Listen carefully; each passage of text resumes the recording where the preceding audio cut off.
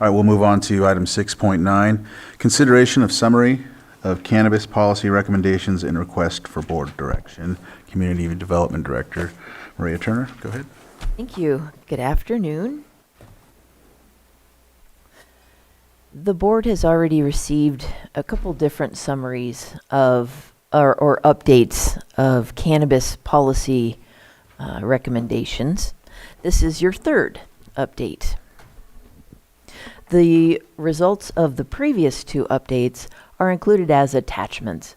Attachment 1 is Cannabis Ordinance Task Force recommendations regarding proposed cannabis-related business license types or permit types, as well as possible zoning districts where these businesses could take place, and the level of permits required or that would be required for that type of permit. The board input and response to that update is included also in attachment 1. The second update to the board included, let's see, which is included as attachment 2, discussed a number of additional recommendations from the board, and the input and additional responses from the Board of Supervisors at that meeting is included within the staff report. After that second board update, there were 2 more Cannabis Ordinance Task Force meetings. And so what I am leading with today are the recommendations that came from those 2 meetings, as well as additional input from the Planning Commission on those 2 updates, those 2 meeting updates.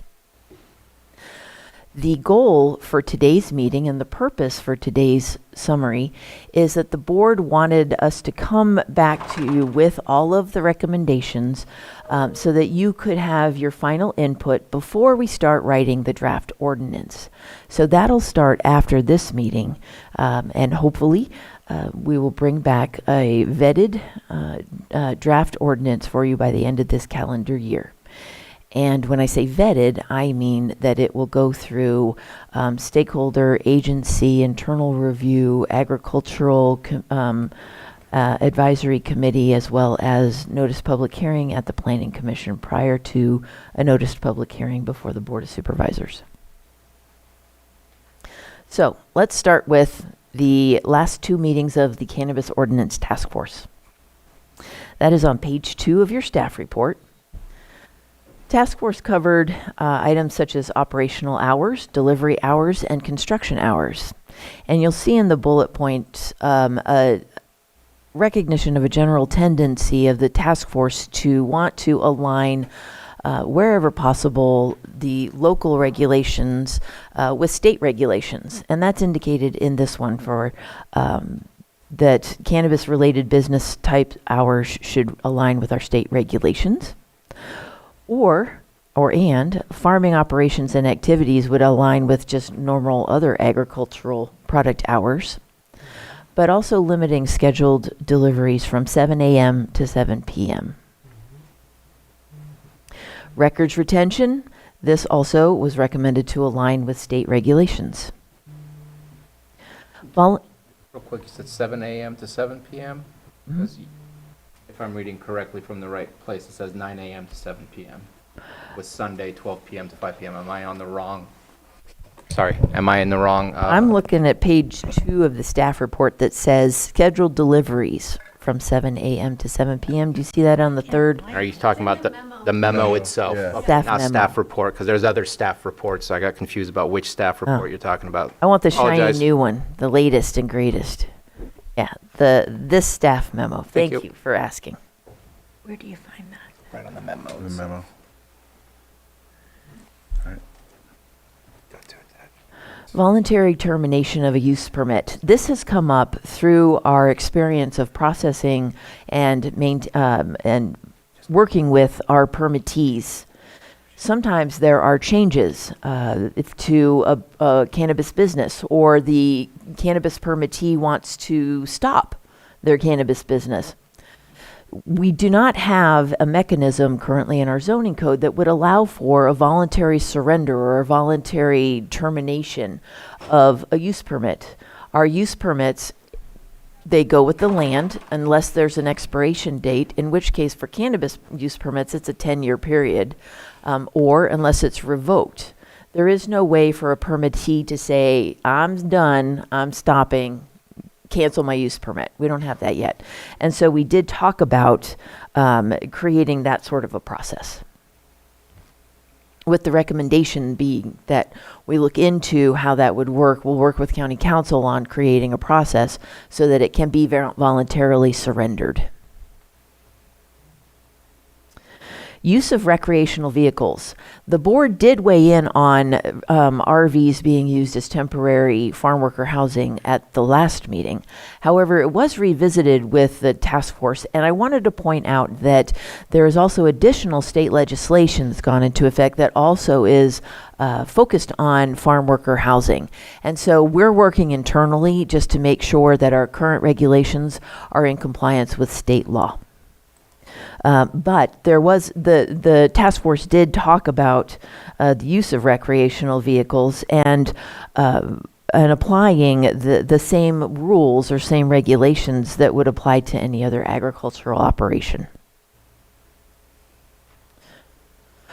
Our farm worker housing and farm labor camps and farm labor quarters, there are some allowed uses for recreational vehicles existing in there. However, it's important to note that even if they are used, they must comply with our minimum health and safety standards. And so we're still requiring the building permits to oversee and make sure that we do have adequate water and wastewater treatment for those. The next subject was opt-out or reduced canopy process. This is something that kind of started from an internal policy over the last few years, and we'd like to make it more formal. We're going to look, the recommendation was to look to existing state regulations, but currently we don't have a cap on the number of years a permittee can opt out or have reduced canopy. So we'd like to take a look at that, with maybe a maximum of 2 opt-out years during the 10-year cannabis use permit. Site reclamation bond was discussed. There is a $5,000 bond at the state level, and the task force was amenable to adding that to our regulations as well. Canopy calculation method, this has changed in the last year or two by the state, and the recommendation was to synchronize, align with that canopy measurement method. This will help us to avoid conflict where we're going out and measuring our canopy the way we've always done it. And we have encountered a few different permittees who have said, but the state said, I am not covering the minimum amount of canopy that I need. So I've been forced to expand my canopy to meet the state's requirement. And so we've had a couple of different meetings where we've encountered that, had subsequent discussions with the state. And so we would like to align our canopy measurement with the state just to reduce those conflicts. Remaining recommendations that did not go before the task force but are recommended by staff. We would like to synchronize ownership description requirements with the state application. This addresses the concern that our treasurer tax collector has brought before this board a couple different times already in the difficulty his staff has in identifying the licensee or the responsible LLC or partnership or some sort of company to understand where the taxes need to be paid or billed. We would also like to seek additional ways that we can synchronize with state processes in order to streamline our permit process and our management process. Like to look into one method or one reason for revocation of a permit, of use permit, would be off-site unpermitted cannabis activity conducted by either the permittee or the property owner. Implement several, again, this is kind of a repeat of the one before, just looking for ways continually to streamline our permitting process. We would also like to the board to consider adding setbacks between hemp and cannabis canopy. There currently is not. As well as considering setbacks from hemp to off-site residential uses. And the recommendation that the board consider staff or the Community Development Department taking recommendations of revocation of use permit directly to the Board of Supervisors rather than the Planning Commission. Current zoning code allows for either one, but our practice in the last 2 to 3 that we have done just started with the Planning Commission and then appeals go to the board. It would save some time for this department if the board has no objection. We would like to still be in compliance with the zoning code, but bring recommendations of revocation of use permit directly to the Board of Supervisors. The Planning Commission at its June 12th meeting did consider the recommendations just discussed or just listed with you from the task force, and they had the following recommendations. They were taking a look at the anchor points versus concrete slab foundation for greenhouses, and the recommendation is to encourage anchor points rather than a full concrete slab for greenhouses. The Planning Commission would like to strengthen that encouragement in actually requiring anchor points unless it's not possible due to topography or certain aspects about the site, or it will not cause a loss of prime egg soils. They wanted to voice their very strong support in seeking additional options to mitigate odor impacts from off-site residential uses. They wanted staff to look at possibly requiring a site reclamation bond of $50,000 rather than the $5,000 that is required by the state.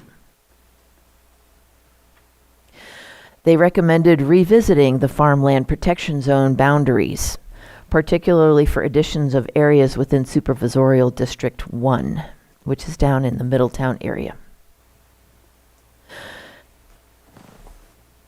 They were fine with not handling recommendations for revocation, but rather have it go straight to the board. But they're okay if the board has a strong preference. Either way, they'll continue.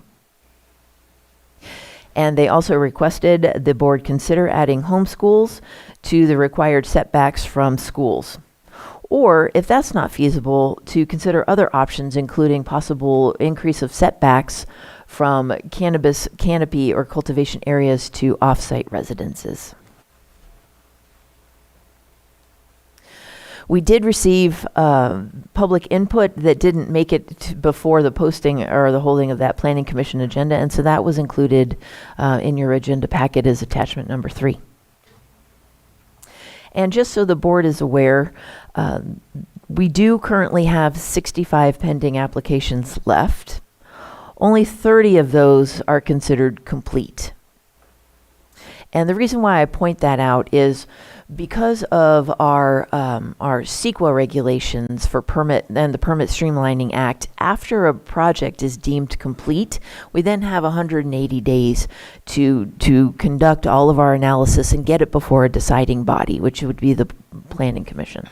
And so determining a project is complete is actually a significant step in the permit processing.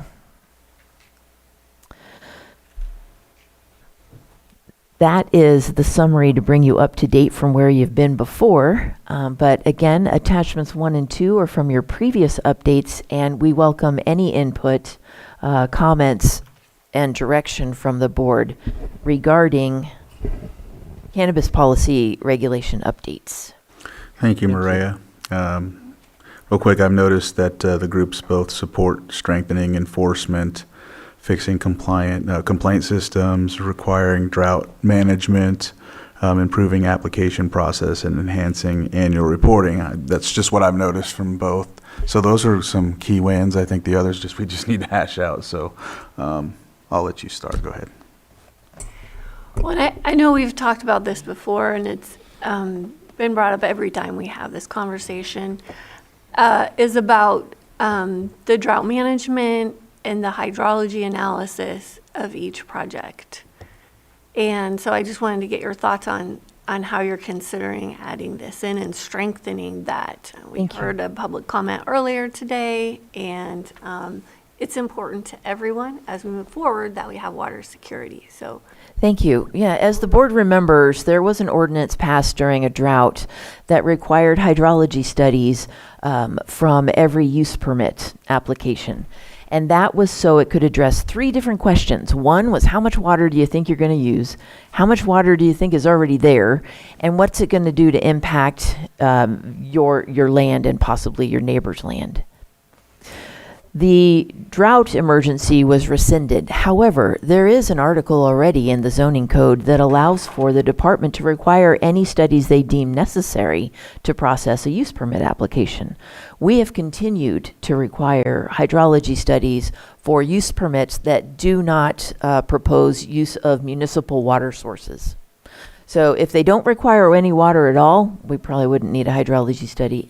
And if they're not hooking up to municipal water or public water sources, then we wouldn't need that either. But if they're going to use proposing groundwater or surface water, we have continued to require hydrology studies as a part of every single one of those applications, not just cannabis. We do intend to continue this requirement with those guidelines. And we're working internally and also with a couple planning commissioners to talk about how we can improve the criteria we require for these hydrology studies so that we can digest them easily and the public can digest them easily. Some suggestions already on the table are a standardization of the units of measurement.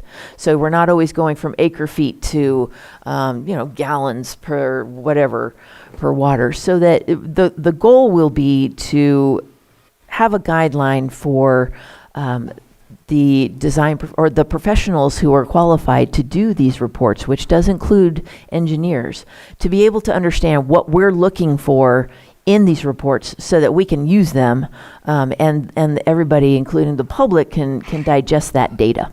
good, because that's what we've been looking for and that's what we've been needing. And an analysis of that usage that is not just provided by the person that's being paid by the applicant. Yes. We were tossing around the idea of maybe just having hydrogeologists do it, but we have like maybe 4 in the state. So it would put an unnecessary waiting period or burden to require it only be done by a hydrogeologist, when our engineers are also capable of doing these calculations. We just feel that giving more guidance on what the department needs in those reports will help us to bridge that gap that we have so far. Okay, great, thank you. Did you guys have any? You had I some? do. Okay. Yeah, I forgot my Okay. marker. Sorry.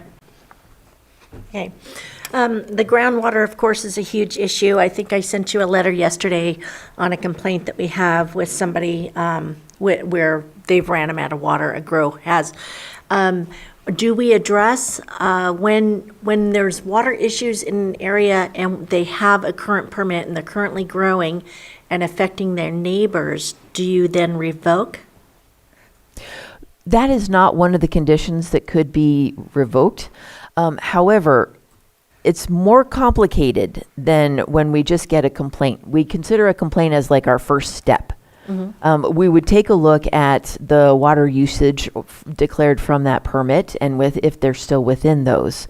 Some of our permits, which is actually the case of this complaint that we're still working on internally right now in response to you sending me that email, some of our earlier permits did not require hydrology studies and did not have those questions to be answered. And so we're following up then on our annual reports. So, but another thing to take a look at is it's not usually as easy as this straw in the ground is the one that's blowing out everybody's water. It could also be the illegal cultivation upstream or the other things that are downstream. It's a complex issue. And so I would not be comfortable taking immediately to a recommendation of revocation or some sort of action without the proper study. Right, and the issue is that there's obviously not enough water in the area to sustain it. they're hauling themselves. So I was just wondering if there's something in this new document that would allow us to ratify if there's an issue with groundwater, because that is a huge issue. Looking through some of the public comments that we got in, we have the scenic highway setbacks, wanting a larger scenic highway setback. Zoning, there was some zoning, I wouldn't really call them complaints, but recommendations from the public. And I don't know if you got a chance to look at those. They've been trying to bring them forward, different people. So I wanted to bring that up. I think it had to do with the APZ and the timber line, the timber zoning, where we don't take out too many trees. So I'm just bringing these up forward for other people that have wrote in, basically, and tree preservation, and then the odor concerns as well. But the major one was, of course, the groundwater. So I just wanted to bring those forward. We have encountered a few instances where tree clearing has taken place through a timber conversion permit, and then timber conversion permits have specific criteria and reasons for them. There's a state permit, not a local permit. Okay. But we have encountered a few situations where these permits have been secured from the state, land has been cleared, and then all of a sudden now it's not used for housing, it's used for cannabis. We are working on becoming more proactive to be able to handle that and discourage it strongly. Okay. One of the other things that I'd noticed in a prior permit that we denied was the groundwater surveys were done in the spring during heavy rain seasons, and that's not the case. They're not getting that quantity in the summer hours, and just food for thought on that. And I don't know if there's a resolution. Summer testing, summer well testing. Yes, they're not testing during the summer and especially during drought years. So Definitely making note of that one. Thank you. It's a valid First, point. and then Supervisor Sabatier. Yeah, I just wanted to make a comment because I'm not sure if you're alluding to the public comment that we received earlier this morning. Yes. But if there are water trucks coming in, that is illegal. Within our ordinance, it's only under specific emergencies. At one point when we did our drought emergencies, we said drought is not the emergency. An emergency would be like a broken pipe. Drought is long extended periods. You should not be able to utilize that as a reason to bring in water trucks. But it is illegal at this moment in time, and I think it should continue to be so, to use water trucks to refill your area, because that means you've dried out your well, which has potential impact to all neighboring properties. So definitely something to think about as you're dealing with that. yes, and that's it's currently exactly what I'm illegal. talking about. I wanted to just bring up and I apologize for doing so, but I know I worked on this. I have, but Section 3-68 of Article 7, which is agriculture. Cannabis is not allowed to be grown on the same premises as hemp. There is no setback, but premises also means property. That's the way that we alluded to it when we put it together. That way we wouldn't get confused as to what's this versus what's that. That was the way that it was passed, at least. And so there's no setbacks between properties, but there are other setbacks within the parameters of cannabis and whatnot. So just wanted to make sure Was that in an ordinance that Mary can write down for me? Because we've been going It was by the passed state on- definition of premises. Again, I live for these moments. It was passed on March 25th, 2020. So if you look up on our agenda, March 25th, 2020, and look up hemp, you'll find the ordinance that we passed. We will take a look at that. Yep. Do you want it? Oh. Pass And it. I have a lot more comments to make, but I'd love to hear from the public and let them speak. I know they've been here all day. Go ahead. Supervisors, Mary Claiborne, Senior Planner, Community Development Department. Thank you for having us today. I just wanted to jump in on the hemp and cannabis premises versus property or area. So in discussions with CDFA, they have stated premises means a separate area, not a separate property.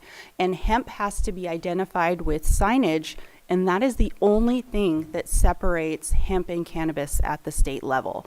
So what Community Development Department is doing is bringing forward a potential recommendation for setbacks. If we're going to align with the state in the majority of areas, this is one area that we want a clear delineation from, if that would be more helpful to discuss potentially offline, because we have read the hemp ordinance.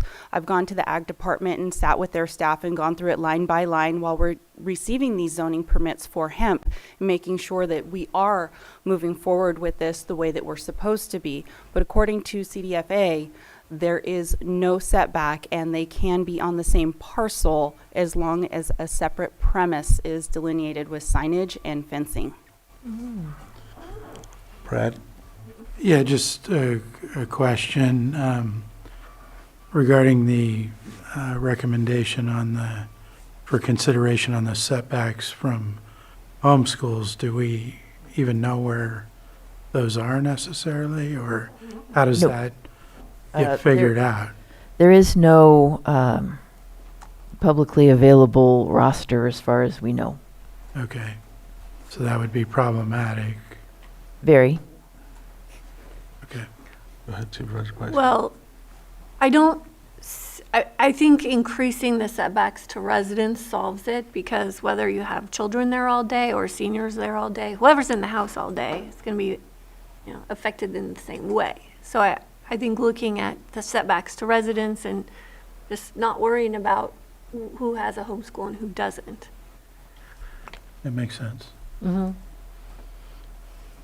There are some folks that wouldn't mind having it that close, though, as well. Anyhow, I'll open it up for public comment. If there's anyone that would like to come up, I know we've had a lot of folks waiting for this item, and we'll go ahead and open it up. I know there's quite a bit of folks here for this, so if we could stick to the 3 minutes, and if we can get through it, I'll let you come up for another comment after for a brief follow-up if need be. But I'd like to really stick to the 3 minutes. Because if I have to give one side or one point of view 3 minutes, and then I don't give the same amount to the other, it looks and feels as if we're giving a preference. So I want to make sure we know that. Yeah, I completely understand. Good afternoon, Board, Chair Crandall, Vice Chair Rasmussen. I'm just going to talk real briefly about the homeschool. I've been working with a lady for the last more than half a year on this issue. She may be on Zoom, but we did discuss this in the Planning Commission hearing, and I do believe that former Supervisor Green brought up a reasonable suggestion, and it is to what Supervisor Pyska just mentioned. If the setbacks are increased to 1,000 feet, doesn't really matter who's occupying the building. They enjoy the same protection as a regular private school. Homeschools are a private school according to the state of California. They enjoy all sorts of protection, just like any other private school, whether it be a tattoo parlor or liquor store. The only outlier is with cannabis. Mr. Green had pointed out that it was never the intent of the county to deny homeschools that protection, but as was asked by Vice Chair Rasmussen and confirmed by Director Turner, the way to identify and locate them was problematic. So I do think that the setback of 1,000 feet from occupancies solves not only that problem, but also goes a long way to address the multitude of odor concerns, which is probably, after water and roads, is probably the next biggest thing. So I wish that the board support that recommendation from Mr. Green, and I personally think it's a good middle ground. Thank you. Thank you. All right. Anyone else would like to come on up, sir? State your name for the record. Bill Wilson. In regards to setbacks, I have submitted, I think, I'm not sure if you still have them, studies from Minneapolis Water Environmental Federation that measured air plumes with poultry and livestock, which would be the same as cannabis smells, and in 2-mile-an-hour winds, it'll go 1,800 feet to 800 to 1,800 feet in 4-mile-an-hour winds. It's 1,200. So a 1,000-foot setback, they concluded, would give most protection about odors traveling in normal days. And setbacks, I would question, why are setbacks at 1,000 feet for schools and parks and hiking trails? Why is it 1,000 foot for there and not for residents, where kids and people spend a heck of a lot more time than in schools? In the summertime, nobody's in school, so why is there 1,000-foot setback there instead of where the kids are during the summer? That would be my one concern about setbacks. And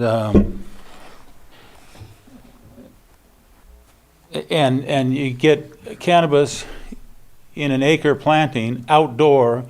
You got 2,000 to 3,000 plants. There is no way to control the odor, and 1,000 feet away is probably not going to be enough to mitigate the odor. So I don't think it should be anywhere near less than 1,000 foot on setbacks, just to protect the people. Again, greenhouses that are well filtered seem to be the only way to do it. Setbacks aren't necessary there if they are properly filtered. Thank you. Thank you. All right, anyone else in the chambers? Did I give you this information again? Oop. The health thing will get into order, but on the other side is the... Thank you.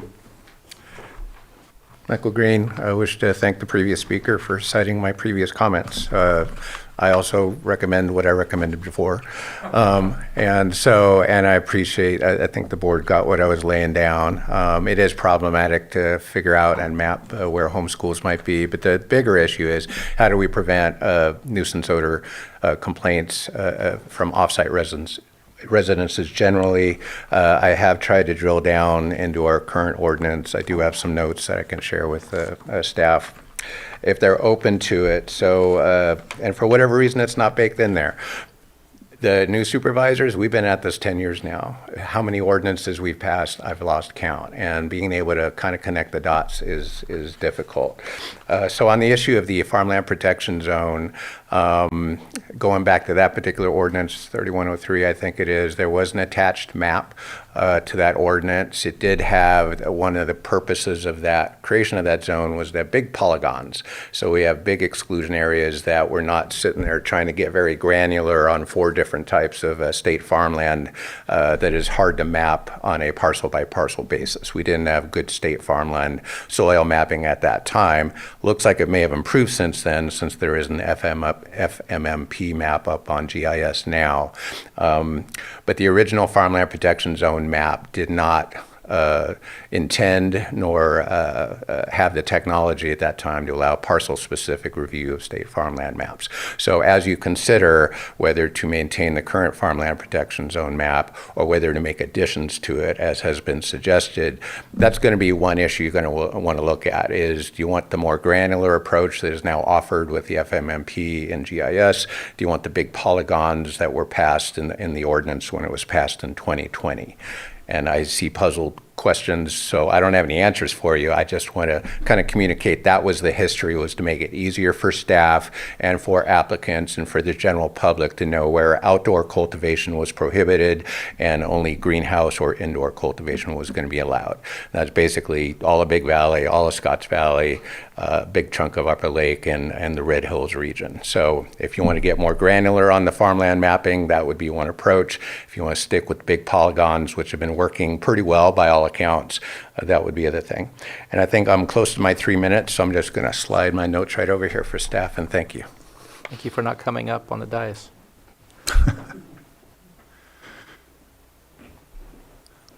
Any other comments? Any other public comment? Come on up.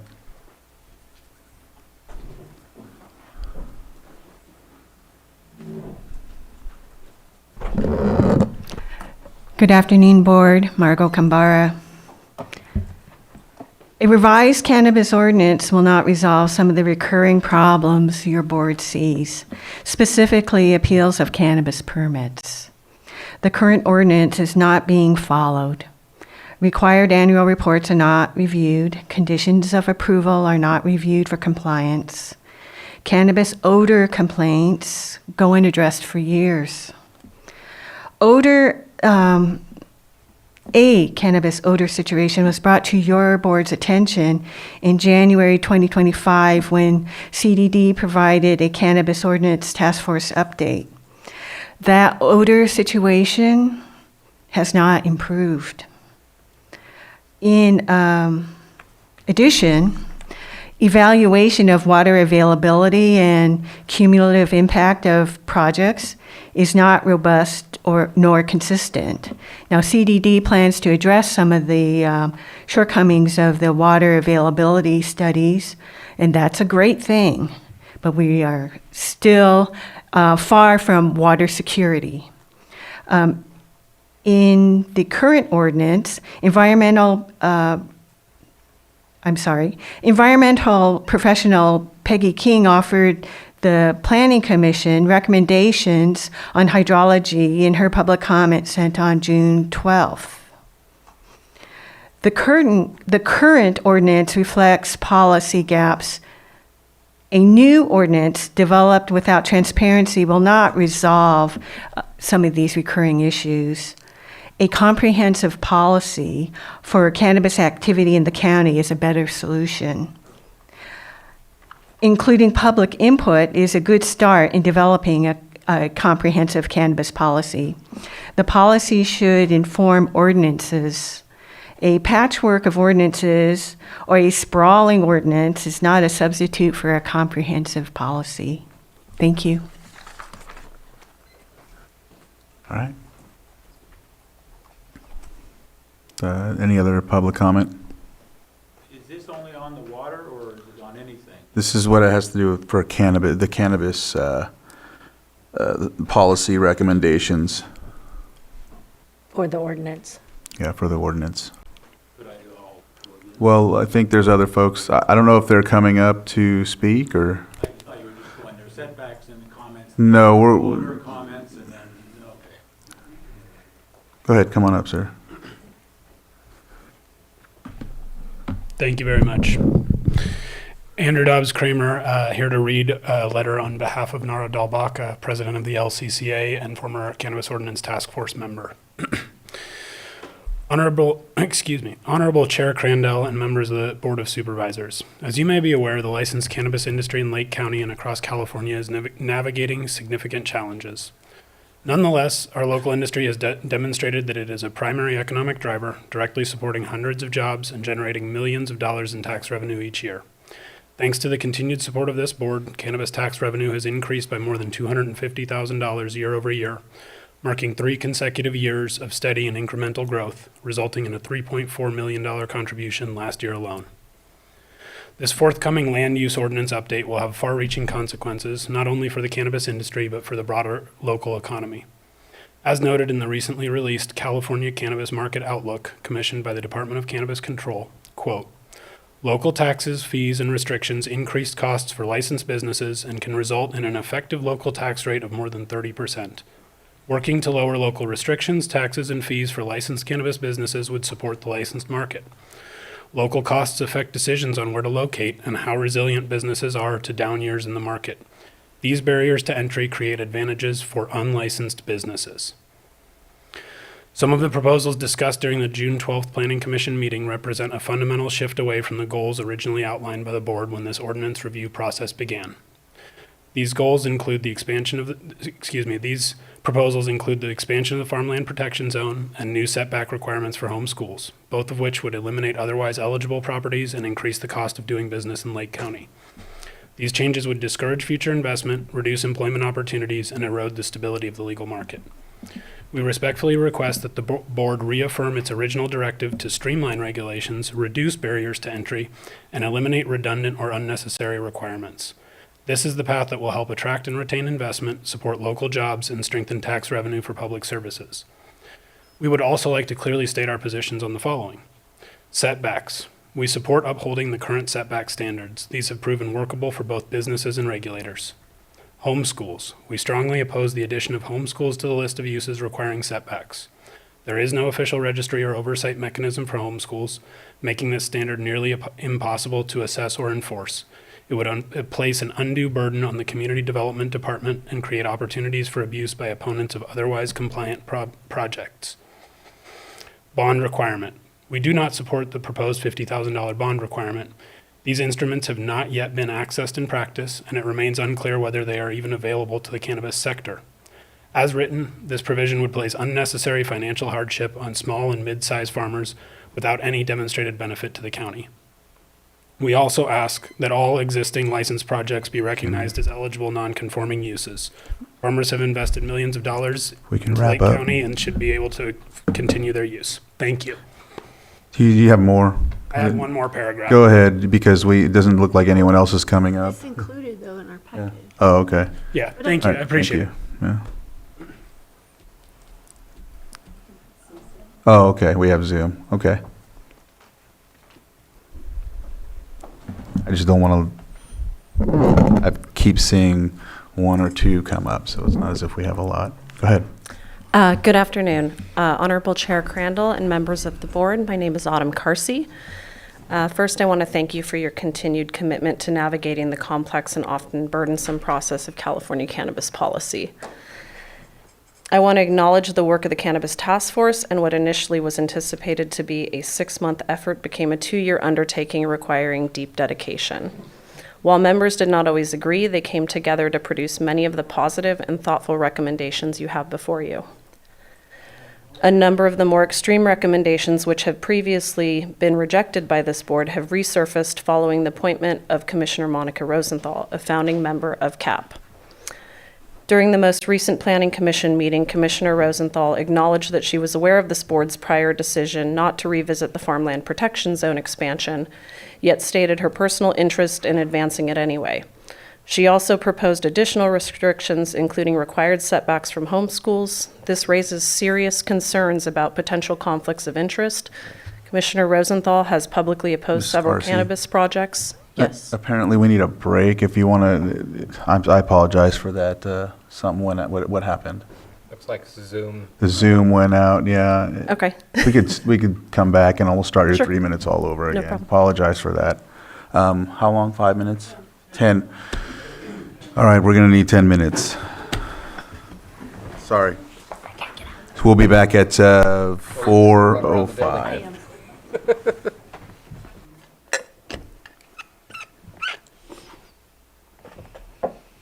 All right, welcome back, and I want to apologize. We had some technical difficulties, but we're back up and running, and we left off at public comment.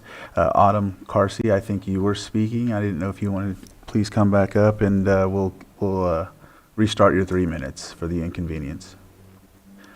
Throw in an extra couple 30 seconds or so just because of the inconvenience as well.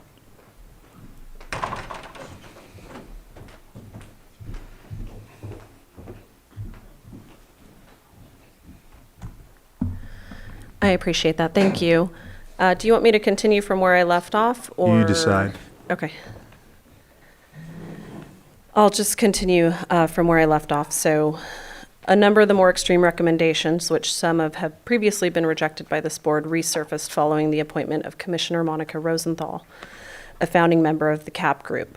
During most recent Planning Commission meeting, Commissioner Rosenthal acknowledged that she was aware of this board's prior decision to not revisit the Farmland Protection Zone expansion, and yet stated her personal interest in advancing it anyway. She also proposed additional restrictions, including required setbacks from homeschools.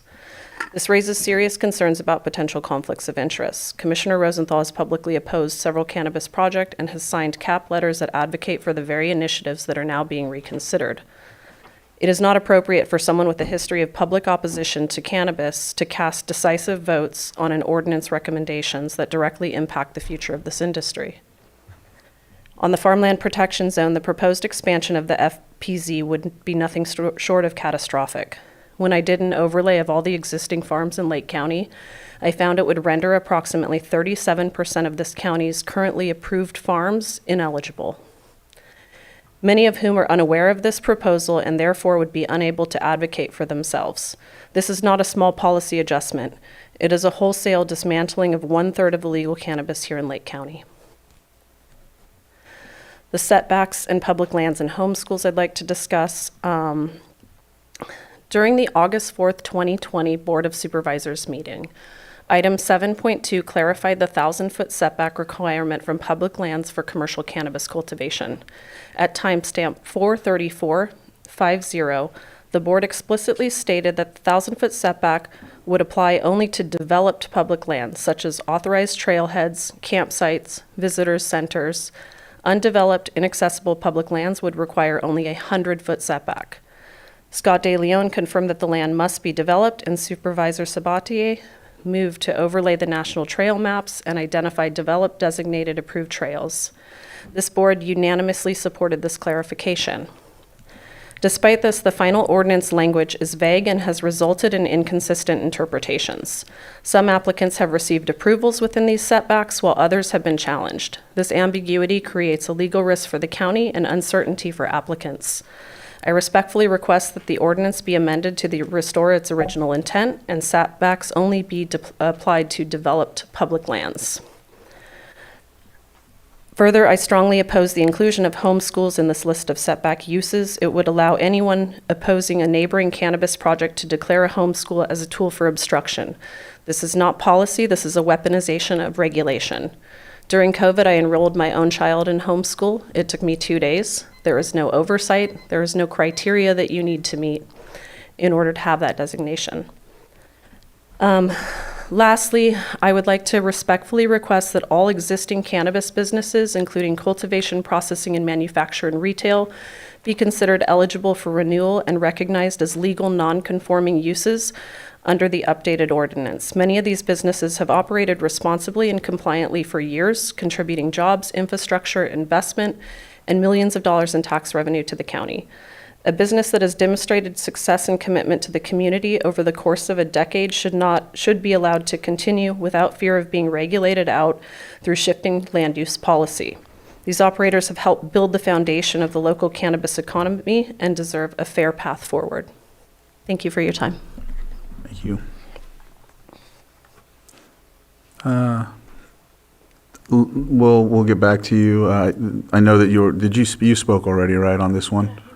Yes. We'll go forward with the folks that haven't spoke, and then we'll come back. Good afternoon. Jim Comstock. We live 19955 Grange Road, Middletown. My family began ag in California in 1841. That's 7 generations ago. 5 generations have been in Lake County and 4 on our existing ranch. My parents came there in 1943, 82 years ago. And I'm 75 years old. I'm not quite as old as them being there, but ag changes over time greatly. Originally, our ranch had walnuts, then pears, cattle. We had a commercial herd and a registered herd. Sheep, we ran over 900 head of ewes, fed a lot of coyotes. We grew hay. My dad trained horses. We grazed cattle. We looked long and hard at ways to make ag work on our ranch. And we always had to subsidize the ranch by working something else. Always worked a second job because ag is tough. And that's okay. We don't mind that. We tried to get into the Williamson Act to try to help something with the taxes, and there are no longer any applications being accepted for the Williamson Act. We're not trying to make some great profit. We're not some outside person coming in trying to exploit and take something over. We're a long time farming operation. We want to try to cover the taxes and the insurance, and to do that, we need to do something different than what we've been doing. There are things that could be done that would have much higher impact, and we came down to the best option was cannabis. We've had entertained, there have been no offers put our way for profitable grape leases. In the 1970s, part of our ranch was leased for grapes for several years that were never developed. We are next door to Sutter Homes Vineyard on Grange Road. Know those people personally. They said that is the most difficult vineyard they have for the hottest summers and the coldest winters. So grapes are not particularly good right in our area, so it comes back to cannabis. We are what would be considered a legacy farm. We've been here a long time. Our goal is to continue this for the future, for future generations of our family. We have multiple lifetimes of ag, and we want to continue it. We want to protect the farmland. We don't want it to be developed into something else. Our ranch is the largest remaining intact family-owned portion of the Gwinnett Land Grant. I think that's pretty significant, and we want to keep it that way. And this is a lifeline to preserve farmland in Lake County, which we want to do. We want to keep it just what it is, a family ranch. We love our land. We know every square inch of it. We've been there for a long, long time. We put our heart and soul into it. If I reach 3 minutes? Yes. I apologize for that. We put our blood, sweat, and tears into it. I respectfully request that you consider the opportunities for ag to continue and cannabis be parting of the ag. Thank you. Thank you. Yep, come on up.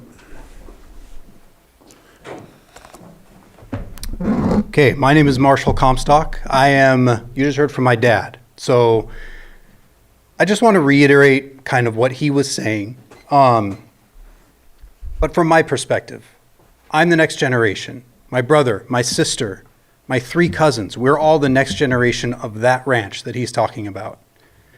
And for my entire life, our ranch has been unable to break even without secondary income.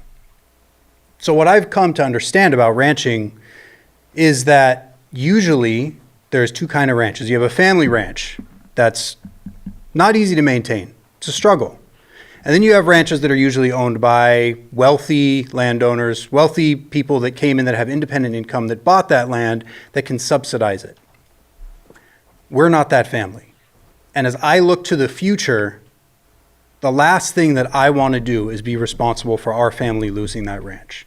That would break my heart. I think it would break the heart of my kids, of my siblings' kids, of my cousins. It would break our hearts to lose that. What we feel is, a land that we love and that we want to preserve. And as my dad said, the best option for us has been cannabis. So we get nervous when we hear things about, farmland protection, which would exclude us from being able to explore different options. You have to be able to diversify, to adapt, to survive. Our ranch has grown several different kinds of crops. There's a reason we don't do pears there anymore.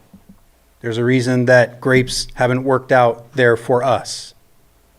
This is a crop that can work for us, that can give us the ability to maintain the ranch and to be able to preserve it for future generations. So please keep that in mind while you make your decision, specifically when it comes to the farmland protection. That would ice us out, and effectively, who's it protecting? You're not protecting local ranchers by adding in those kinds of restrictions. You're hamstringing us. So please keep that in mind. Thank you. Thank you.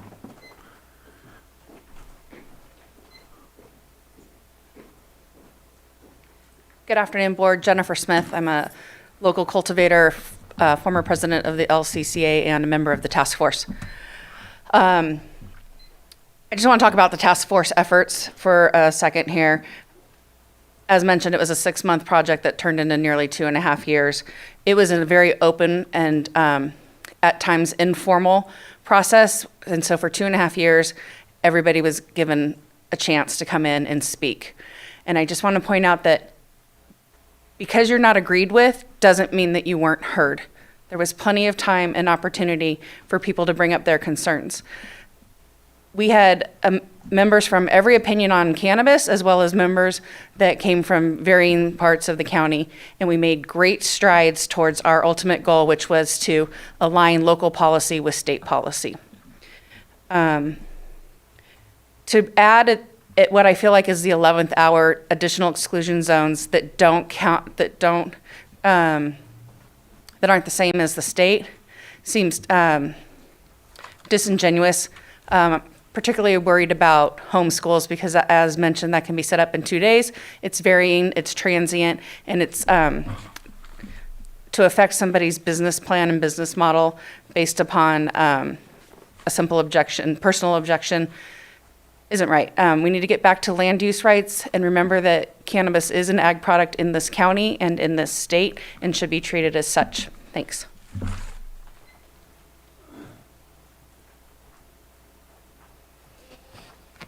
Hello, my name is Dennis Hunter. I just kind of off the cuff wanted to come and make a few comments. My company was involved in a cultivation here. A few years back, we got pushed out because of the farmland protection zone. Probably for the 3 years we operated there, I think we probably paid $350,000 in taxes and invested a lot of money into that farm, and then had to basically stop operations there. And I just see, I just want to put this in perspective. I see some of the comments, and with it being the smell nuisance and water usage and a lot of these things that we're talking about with cannabis, but you could be talking about hemp right now, and it would have a right to farm, and you wouldn't be able to exclude them from the corridor. You wouldn't be able to not have them not grow 1,000 acres right here because they have the right to farm it. The smell or be near a homeschool or whatever it would be, you wouldn't have that. You would have the same smell, the odor, the same usage of water and things. But here, regulated cannabis, we jump through a lot more hoops, and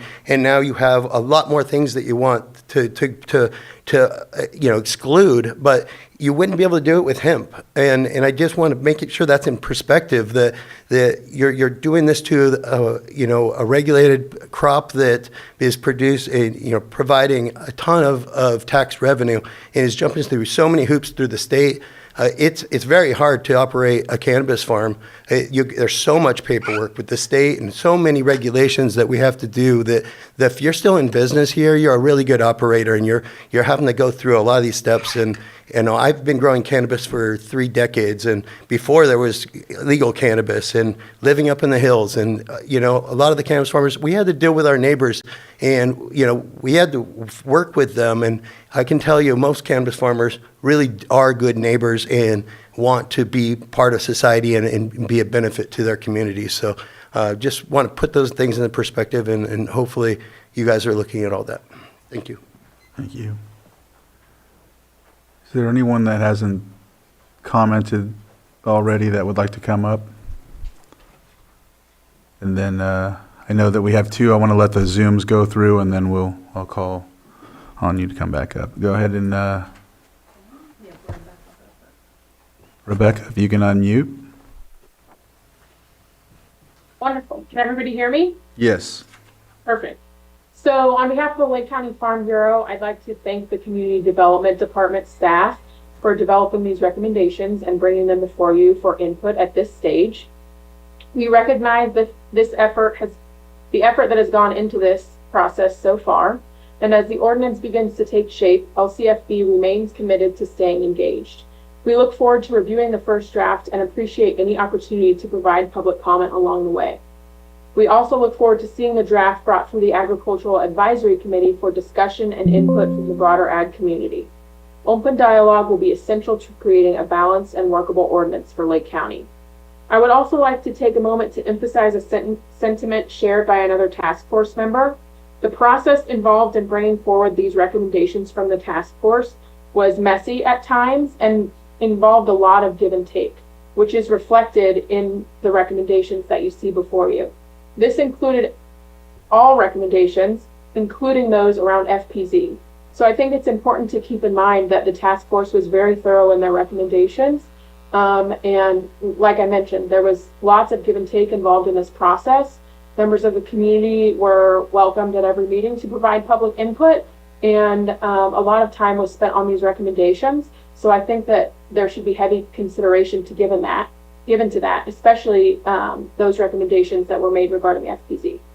Additionally, I welcome the opportunity to speak directly with any of you should there be any questions or areas where I might be of help. Thank you. Thank you, Rebecca.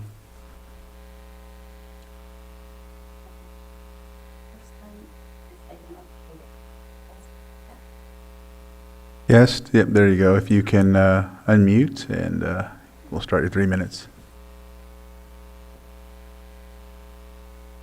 Good afternoon, Mr. Chair and Supervisors. My name is Angela Amaral, representing Double Eagle Ranch Property Owners Association.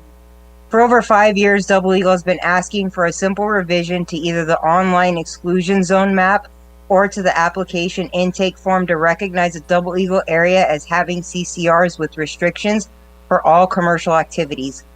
The exclusion zone map provided online by the county, while stated clearly that it is not a legal document, continues to be used by potential buyers when making their purchasing decisions.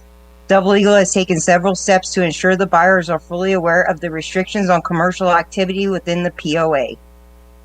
One example of this is during demand letter requests from title companies.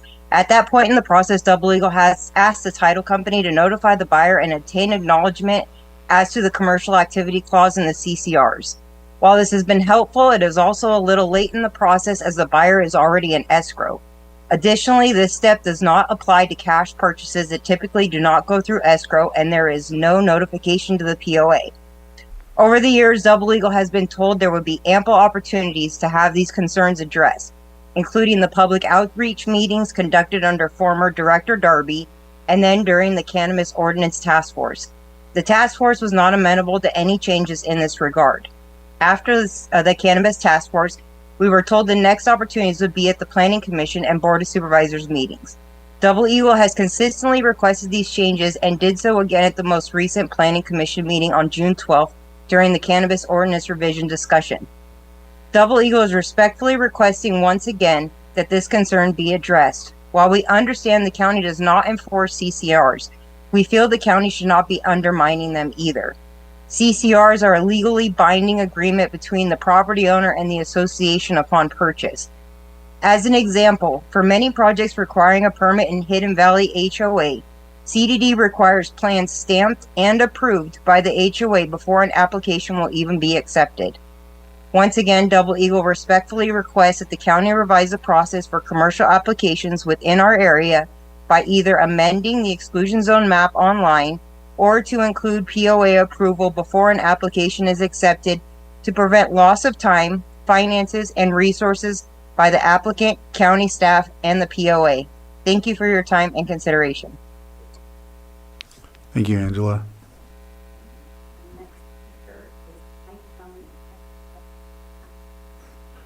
All right, if you can unmute, iPhone XS Max. Hello, my name is Skylar Laywa. I'm Pillsbury Family Farms, and I wanted to speak up about 3 proposed rules by staff's recommendation. The first one, a warrant check conducted by the Lake County Sheriff's Office for all the applicants and the property owners. Any active warrant could result in the automatic suspension of the application. And I just wanted to remind the board that a warrant is not a conviction. It is not a proof of wrongdoing. It is simply merely an allegation, often unverified and sometimes often issued in error. Suspending somebody's license on that basis would bypass due process, and it punishes people without a trial and without a hearing. And the second proposed rule is to suspend the cultivation applications if the background checks reveal any active warrant. This takes it a step further, and it treats any illegal entanglement, any resolved ones, as grounds for an automatic disqualification. The California law is clear that California supports rehabilitation and non-exclusion. We have the Fair Chance Act that limits how and when the criminal history can be considered in licensing decisions. And let's remind you that the equity program by the DCC was built specifically to bring formerly criminalized people into licensing compliance. And furthermore, I would also like to highlight that staff's recommendation to cap the use of the opt-out provisions only 2 times creates serious issues for farms like mine that have already invested substantial time and financial resources into defending my permit. This limitation unfairly penalizes operators who face unique or ongoing challenges, especially smaller equity farms. By reducing the flexibility and increasing the risk of non-forced operation, for us, the opt-out has been essential for the survival of the regulatory delays and the legal disputes and the administrative factors that have been beyond my farm's control. Imposing a cap feels like an intentional barrier that pushes compliant farms like mine out towards extinction. And also, I would also like to highlight that I agree with Supervisor Pyska that hydrology reports need to be required for new and oncoming cannabis projects. And I would also like to touch on the premises versus the area issue, being as my farm has once applied for hemp and have successfully applied for hemp once and have received the hemp license before we got issued our cannabis license. that would have been something that could be utilized, but as of right now, my farm is unable to utilize that, even though my farm has already once been qualified for hemp. But due to the fact that there is issues with CDD's understanding of premises versus area, that has caused some confliction. So as of right now, my current understanding of the ag is that I cannot have hemp in my lower parcel because CDD has an issue with cannabis. And because CDFA says that there is no required setback, I can technically have it. I just have to make sure that they are separate with the proper signage. So I really would like for the board to take a look at that and reconsider that. Mulayham. All right, thank you.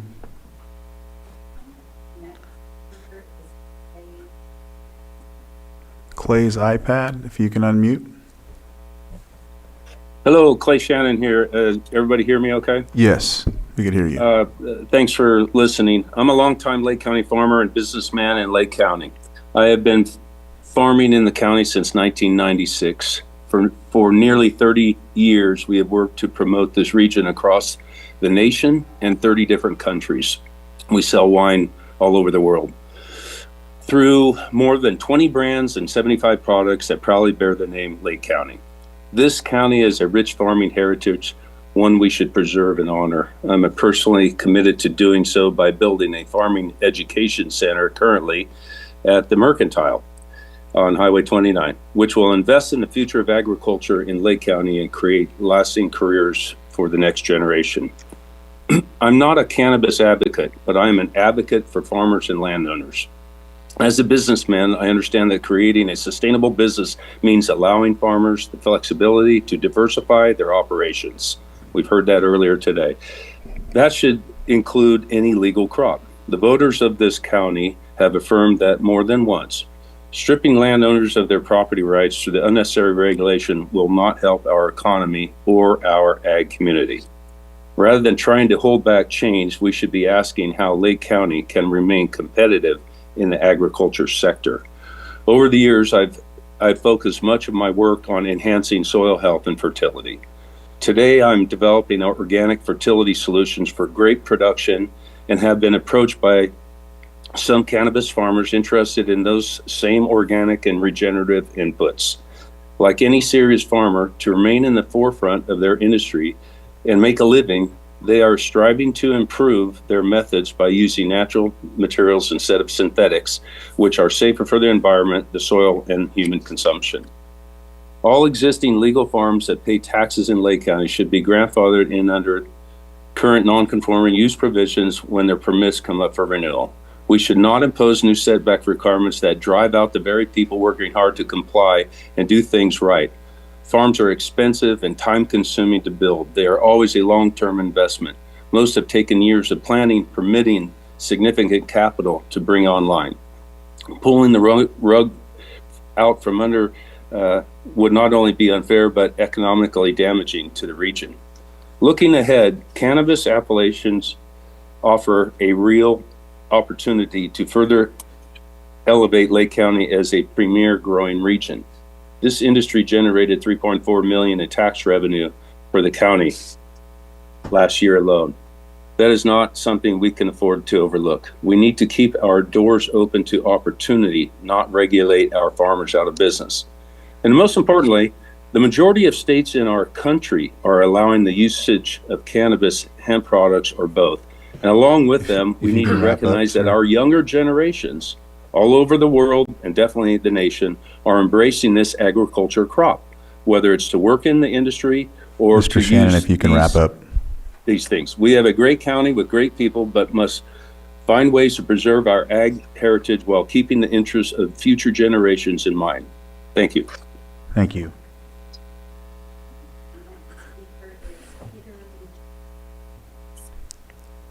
You can unmute, Peter, and your 3 minutes. Thank you. I'm speaking in two different voices today, so I'll start with Cap. I'm involved with the Lake County Community Action Project, and we're very, very proud to be so, and want to thank everybody involved in the ordinance process, including the folks who served on COTF, for developing an agenda that's in front of the board today that I think is more complete than it was when we arrived on the scene. I want to emphasize that CAP is a public voice. We are a 501c3 nonprofit, and we speak in the voice of the public. We have opinions and we have different views on things and policies. What we're trying to do is promote a better policy solution at large for Lake County. I want to make one comment about an earlier discussion around Monica Rosenthal's participation on the Planning Commission. She was appointed by a duly elected official. She's serving the public. We're proud of her. We thank her for doing it. She may have a difference in opinion policy-wise than your own, but I do not believe she's in any capacity conflicted, and this was verified, I believe, at the Planning Commission itself by the county attorney at the time that issue was brought up by the same individual there.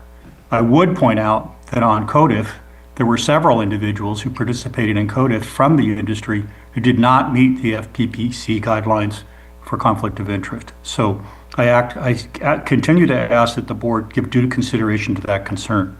Now I'm going to close out CAP and switch horses, I should say, and talk about the Lucchetti Ranch. So I'm speaking on behalf of the ranch, not CAP now. Just a couple of comments on the ranch.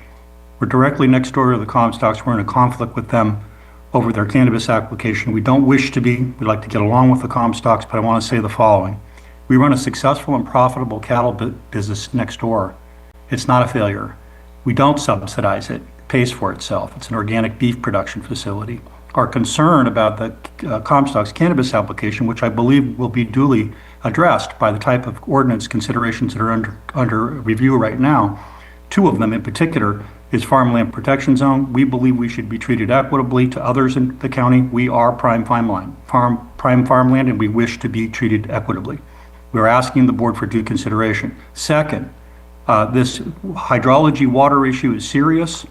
We're impacted down in the South County. We're impacted in the locale that defines our two ranches, the Comstocks and Lucchettis.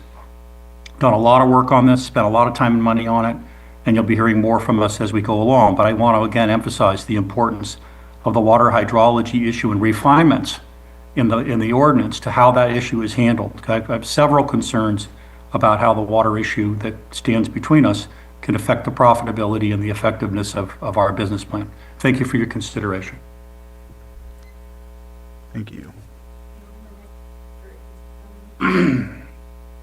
Joni, you can unmute. And we'll start. Thank you. Can you hear me okay? Yes. Thank you so much. Thank you for the opportunity to speak today. I really appreciate it. As you can see, my name is Joni Henderson. I'm submitting comment specifically regarding homeschool. May I give you a little background here? I and my neighbor spoke against a proposed cannabis operation in our neighborhood at more than 5 community development meetings. I came away from these experiences with serious concerns about the lack of regard for the public safety, health, and well-being. I have serious concerns about the transparency and the regard for repeated requests for address of community's concerns and grievances. I have serious concerns of how our most vulnerable community members are being disregarded and devalued in this process. I've submitted an email on these items, but I'd like to go over them please right now. Please consider the following. In my situation, because of ongoing serious health concerns, I homeschool both of my children. I'm not doing this as some underhanded way of sneakily being against a grow operation that tried to come in our neighborhood. These are serious concerns, and please don't paint all of homeschoolers in that way. I homeschool both of my children. My son is a 12-year-old and is a cancer survivor, having undergone 4 years of intensive chemotherapy. He was diagnosed and began treatment at the beginning of his kindergarten year. He has ongoing health issues that we routinely go to Oakland Children's Hospitals to seek. These health issues, a grow operation less than 400 feet from our backyard where they play, this would have serious significant impacts on us. We ask consideration for the following. Please recognize within the county's policies and ordinances that homeschools are acknowledged by the state of California as, quote, a species of private school, recognizing homeschools within the county's policies and ordinances as a school would afford homeschool children the same protections children that are able to attend in-person schools, public schools, daycares that they receive. Please consider inclusion of at least 1,000-foot setback from homeschool homeschools with a current private school affidavit on file with the state of California. Homeschoolers are not just this fly-by-night thing. We are real and we do it for a reason. In our experience with the CDD, the cannabis permittees are not following the current ordinances or CEQA requirements. Are not these environmental quality standards put in place to protect the environment, to protect the health, well-being of our community, our children? CDD is not performing its duties specified in the ordinances. Conditions of approval for compliance and ensuring code violations are addressed is not occurring. They are turning blind eyes to absolute falsehoods being put in their documentation, complete disregard for the You can wrap up. process. Go ahead. An ordinance is of little value if adherence is not enforced. Odor issue is something of a concern. Please recognize this with homeschoolers. What does the overstimulation do for some of these children? Many people homeschool because this is a safe, workable environment for these children that have not had an Ma'am, environment. if you can wrap up, please, your 3 minutes is up. Oh, I'm so sorry, I didn't hear you. Please consider homeschools are real. We're doing the best we can for our children. They're succeeding in these homeschool environments. We're not simply opportunists trying to use a loophole or however it was characterized. That's not it at all. Please don't think that. These are children that need a safe All right. environment. We've heard you say homeschool that. provides. Thank you. Thank you. Thank you. All right. Next.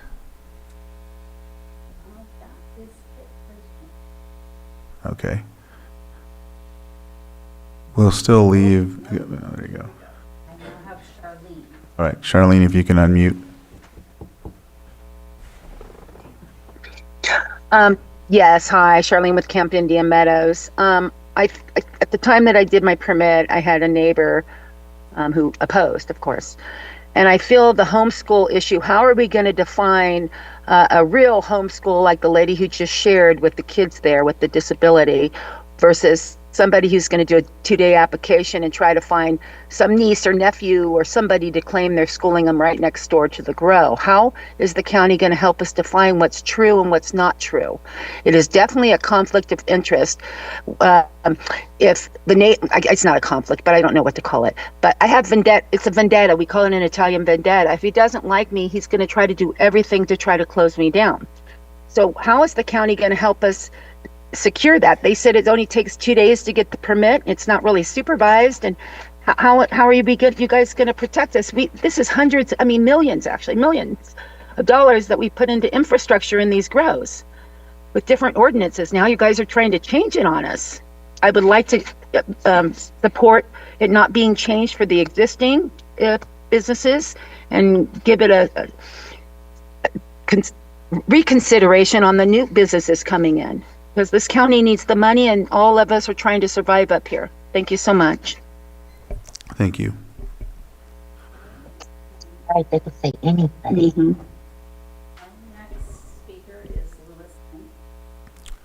Go ahead, Lewis, if you can unmute. Can you hear me well? Yes. Thank you. My name is Lewis Lincoln. I am a equities retail license holder, and I would just like to make the recommendations that the board move forward as fast as possible in aligning with the state, and don't add any new added hurdles to this already complicated process. And having more grows and supporting more grows is great. I didn't hear anything else about any other aspect of the industry, like manufacturers or retailers. So this cannabis ordinance, is it a growing ordinance, or are you including all licensee holders in what updates in this ordinance are coming about, like consumption lounges, which we are still waiting on? And if, like planning said, they hope to get it by the end of this year, I'm like, we've been waiting a long time for a simple opportunity to utilize our license to the fullest extent. So there are other aspects of this cannabis ordinance, and it affects businesses down the chain, right? You got the growers, the manufacturers, the distros, and then the retail. And it all falls back on the customer. So all these things that we're trying to impose and will affect the end customer and their access to safe and safe products. And so I would like to recommend that they move forward, the board moves forward faster, and not add any other hurdles to what is an already hard, complicated process through many agencies that these owners have to go through. And, you already have zoning laws and lands that establish where you can do things, and changing them, doesn't sound like a great idea. So that is what I would like to see. Thank you. Thank you.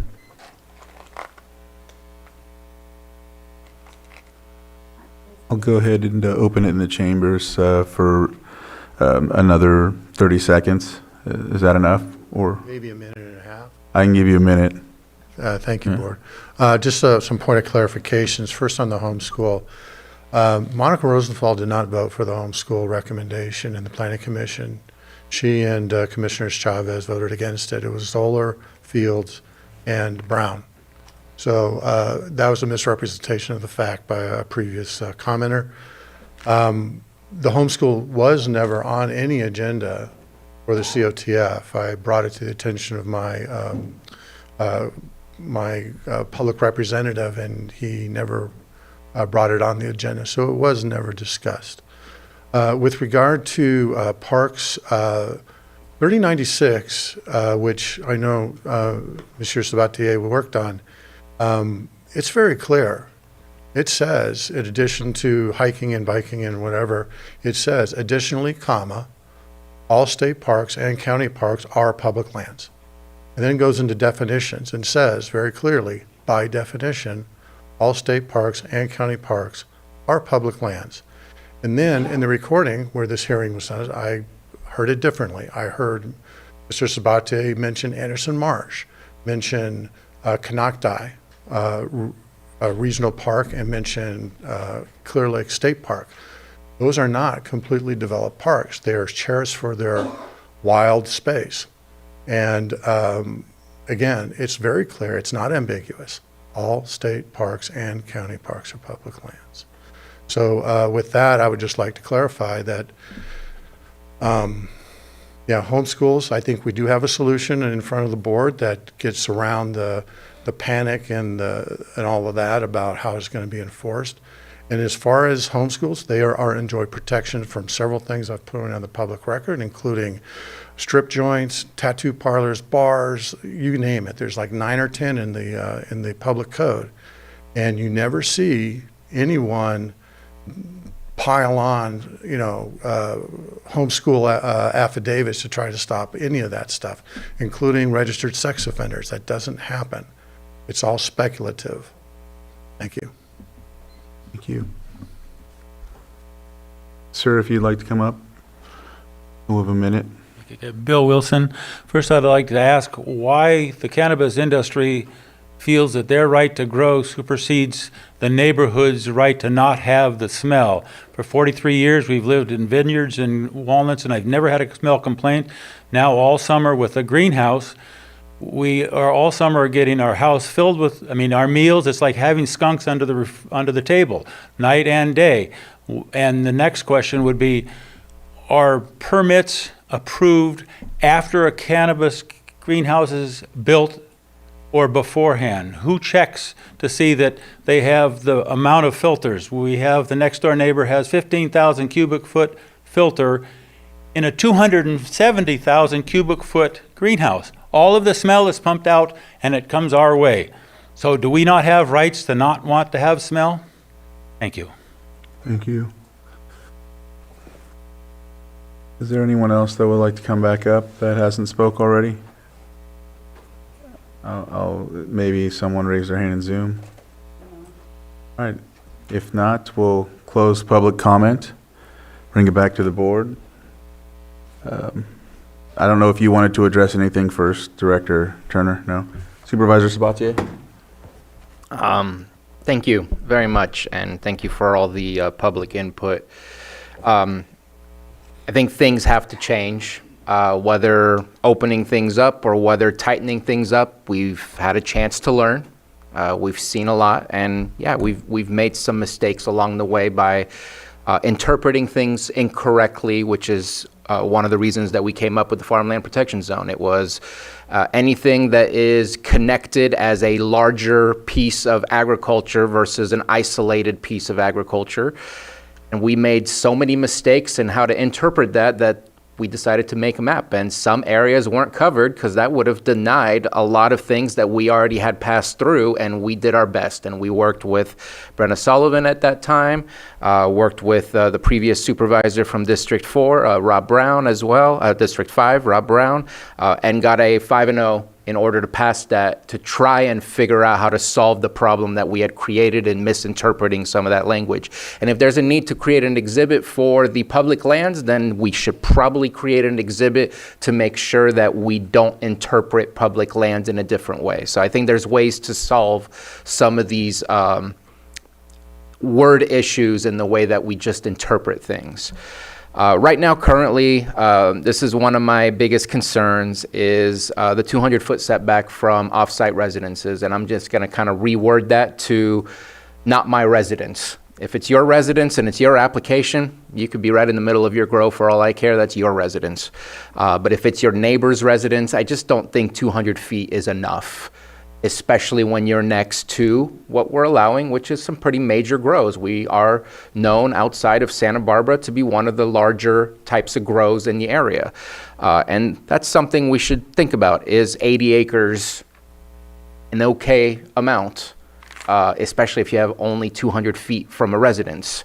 So I would like to see that 200 feet at the very maximum, because if you start going too far, then you eliminate everything. But I would like to see it at least at around the 500 mark. That to me is, and negotiable, but 500 feet is what I would like to see. At this moment in time, I know you have 30 applications you're still going through, but I don't really want to get rid of the expiration date on the water board until we're done with what we have. I don't want to reopen the floodgates. I don't think it'll be a flood, but I don't really want to reopen that until we've gone through all the applications, we've really refined this new version of the ordinance before we look at opening things back up again.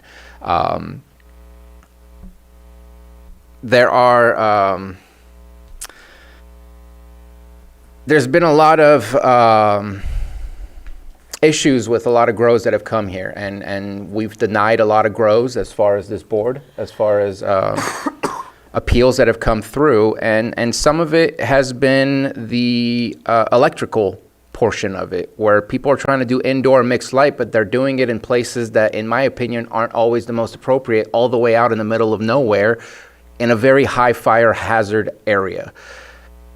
Indoor mixed light is supposed to have the filtering. If they don't have the filtering, there should be a mechanism for us to be able to work on that. Outdoor, I'll get back to outdoor. But I would love to see indoor and mixed light being brought more towards, not in our community growth boundaries, but not in the middle of nowhere where it's a danger for us to get PG&E out there and all of those things, because we should be doing what the state is also trying to do, at least for this, not trying to build in high fire areas if we don't have to. I think that's a light industrial use. That would be a better, more appropriate thing, or something along those lines. But I know that's been one of my concerns, and one of our issues that we had with one appeal was that the distance between where the closest fire district station was compared to where it would be located. So I just think that if you're going to do indoor or mixed light and you're asking for lots of extra electricity to go with that, it doesn't make sense to do that on the outskirts of our community in the high fire threat areas. I do have issues with the way people are reacting to outdoor, especially, I mean, it's like ag versus ag. Like, ag is a dirty job. It is a stinky job. Whether you have cattle, whether you have plants, whether you have dirt, you're going to have to put some amendments in your dirt. Amendments don't smell good. Amendments smell like farming. And I had that issue when, I'm probably going to use this quite often, but I had that issue with the sours, which we did deny because they had illegally propped up some buildings. But to have people say, get out of here, you stink, when you're living in an ag area, it just betrays what we're supposed to do, which is support ag. And ag comes with a certain level of smell. And I don't want to see people wanting to use ag as their place of residence where suddenly we can't do ag anymore. And so we have to figure out how to make this work. And so I want to increase the setbacks. I don't want to make it so much that it kills the potential operations. And I'd love to look at a maximum acreage. I think 80 is too much. That's a lot of water. That is a lot of plants. We are experimenting. Nobody else really does that. Maybe a maximum of 20 acres, maybe a maximum of 10. I don't know what that is. I don't know what the right point is, but we have allowed for a little bit of a test case here. And it does come with a certain smell. I wouldn't be against people doing a whole lot of animal husbandry and whatnot. That comes with a smell, but it needs to have its right setbacks and its right locations. I don't agree with the homeschool setback. I think that we're out of the community growth boundaries. We increased the setback from outside of property residences. I think we need a within the use permit ordinance, whatever it is, whether it's the minor use, major use, or a different one. We just need a hydrology update within one of those ordinances so that it covers whatever uses a lot of water. This is the process. Because before, if we're not changing the rules, today we're using hydrology reports. Yesterday, we were using 1972 well reports, and that just wasn't good enough. And I don't want us to accidentally go back. If you're not here, I want it to be in writing as to what is this process so that the next director, the next generation will follow the exact process that needs to be there. And I don't think we've done that, and I think we need to do that. We haven't really talked about scenic corridors, but I would love to ensure that there is a setback within scenic corridors. I know we've had the discussion. It is not written in stone as to where those setbacks are, and that those setbacks not necessarily be applicable unless it's within a greenhouse. At least currently, that's the way that we look at it. But there's no written setback, and I think there does need to be a setback. I have a farm out in north of Clear Lake that is getting closer and closer to Highway 53. It was approved as such. I tried getting some setbacks done. It kind of went to the Planning Commission, never came back to us, never got approved, never really went anywhere, but I still think it's the right thing to do. We want people to drive through Lake County, not to be subjected to the smell of skunk, just like neighbors shouldn't have to be subjected to the strong stench of skunk. But still should be allowed to have those farms at least within those areas. One of them I think is set back just right. One of them, in my opinion, is a little too close. I do not want at this moment in time to change the farmland protection zone. I think that we did what we did because we already had huge issues with what we were doing. If we changed it again, we would reverse those issues in a different way and just make it bad. I do understand that if we do make some changes, there will be some non-conforming, and I think we need to figure out how to grandfather that. I also don't think that we should have a 10-year permit anymore. Do we have a 10-year permit for a bar? Do we have a 10-year permit for a hardware store? Is it something we want here, or is it not something we want here? I think we can figure that out now, especially if we're going to do an ordinance that still allows it to continue. I just don't think people should think in 10 years they're done. I think they want to invest in their properties. Let's let them invest, not let them think there's a 10-year timeline before the ticking bomb goes off. I also want to, I apologize for speaking on this, but I feel the need to. I want to review and maybe refine the revocation process. Yes, there are problems, but our goal is to get people into compliance. We have stores selling alcohol to minors. We're not shutting them down. We're finding them and we're bringing them into compliance. I don't want to see them sell things to minors, but it happens. I think that we should be treating this exactly in the same way. If you do it multiple times, revocation, absolutely. Or if you're thumbing your nose at us and you're not fixing the problem, absolutely revocation. But we need to get people to go into compliance just like we do in code enforcement, give them the time, give them the process. I feel the need to at least request for a revision of that process because I would like the applicant to be more aware of what the process is, and that way we have a criteria to go by as well. Last one is property owner and applicant background check. Property owner, 150%.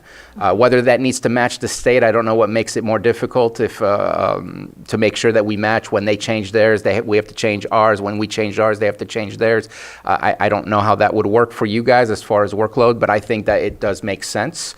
But property owner needs to have skin in the game in case things go wrong, or else we get left with nothing and people can just leave and we're stuck. And yes, if you have a warrant and you're trying to get a license, you're not denied. You will be placed on hold until your warrant is cleared.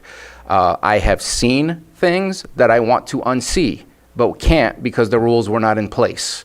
And those who have warrants for cannabis-related stuff, environmental crime stuff, in my opinion, those things should be placed on hold until they're cleared, not denied. So we're not making a judgment, but we have discretion to put things on hold when there's issues. And I'm sure that county council can either correct me or give more details as to how that's possible. I'll stop right there. I'm okay with opening up for other discussions and looking at certain zones if it's appropriate or inappropriate. But in my opinion, outdoor should be more on the outskirts, more away from our community growth boundaries, and indoor mixed light should be a little closer to light industrial stuff. And I do want to open up the idea of creating. I know that creating new community growth boundaries is a difficulty, but in my opinion, without highlighting them, because they're not in my district, we have some high density population areas that are not community growth boundaries that I do worry at one point somebody will grab a 20 or 50 acre lot nearby and make that a large grow that will have impact on those communities. And I would be open to the discussion of how do we protect those areas to make sure that doesn't happen. Supervisor Pyska? So I agree with just about everything here. The idea of this rewrite was to refine and streamline and take our lessons learned, not restrict more, not add more exclusions. We need to support this part of our economy, and there's a lot of things that we have learned and we can improve on, for sure. I stated each and every time this came up, I have no interest in looking at farmland protection zones again. This is something that happened right before I got on the board, and my understanding is that this was the issue between grape growers and the pears and cannabis and the terpenes, right? Isn't that how this whole thing came about? And I think that there's a lot of confusion on what exactly we're protecting, but it was to protect those crops from each other. And if you want to speak on this, you can. But that's my understanding, and now it looks like it's being expanded to protect water. Per a comment that we received this afternoon, water is important, and it is part of this conversation that we have each and every time, and we need to get better, and we are.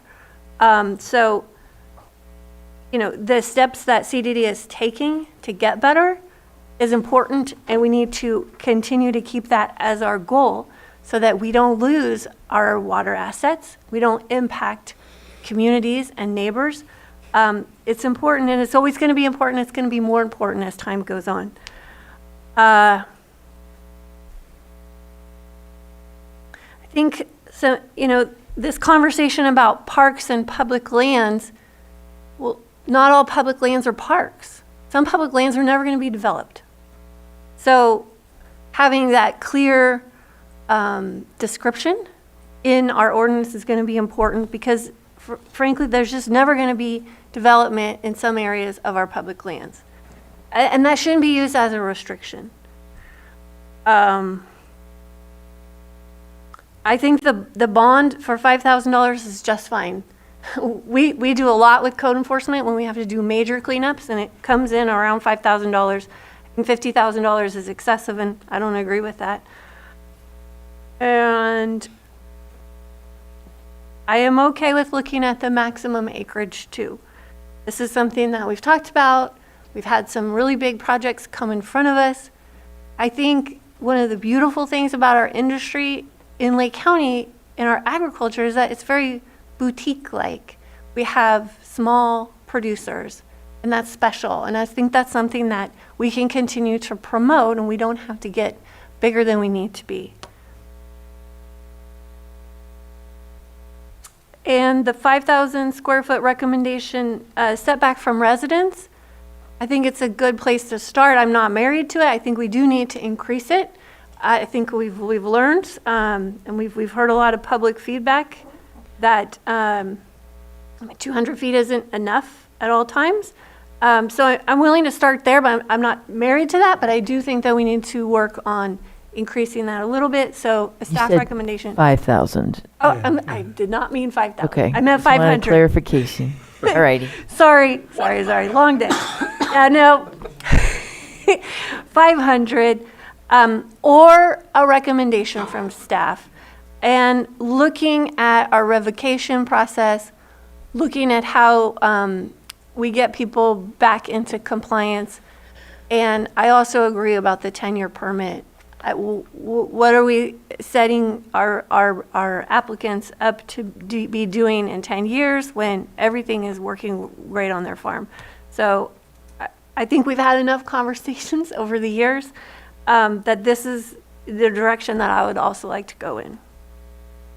And I want to thank all the volunteers that spent 2.5 years coming to the task force meetings, not just the members of the public.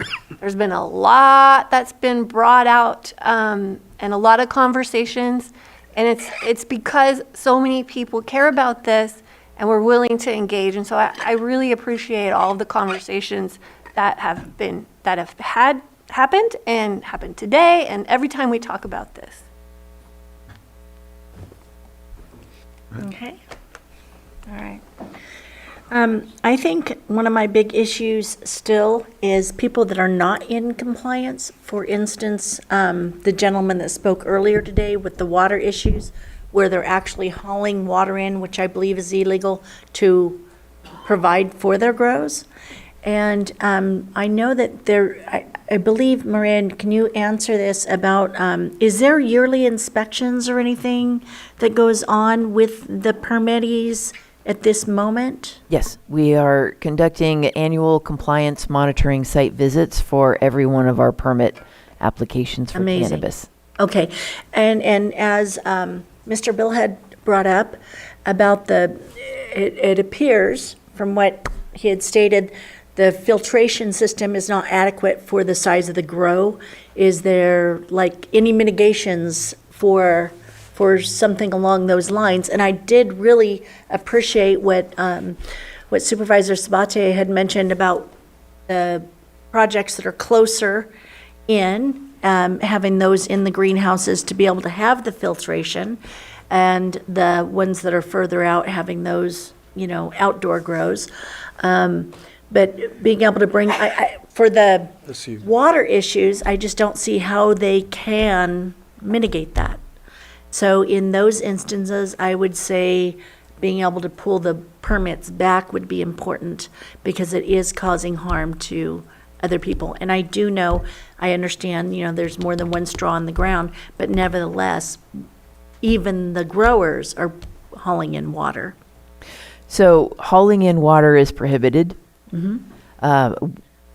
Complaints, be they either odor impacts or this guy's bringing in water, those things are considered, we take them very seriously. It's actually really helpful when it can be accompanied by a picture. Look at this guy bringing water trucks in. That helps us a lot. I asked him. Because when we go on an annual site monitoring visit, we're not likely to see water trucks hauling water into the grow. So we do value complaints. The more detail, the better, and we do follow up.